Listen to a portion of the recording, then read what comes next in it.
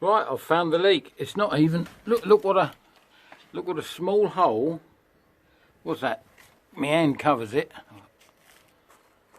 Causes. But so savable. The battens are rotten, but the joists are good. So I'm going to attempt to put a tile in there, because I'm certainly not climbing up the top of the house outside. I'm going to try and put a tile up there where that one is. I brought a tile with me, so let's see. Managed to get the tile out.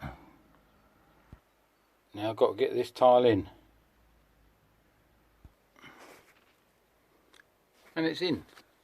Now, because of the fireplace metal protection plates, other than sculpture the tile, which I'm not prepared to do, I could make it fit a little bit better. But obviously you do see light through roofs up here, because obviously they haven't got any boarding, you know, like we board all the wooden frame, don't we? So no longer cured.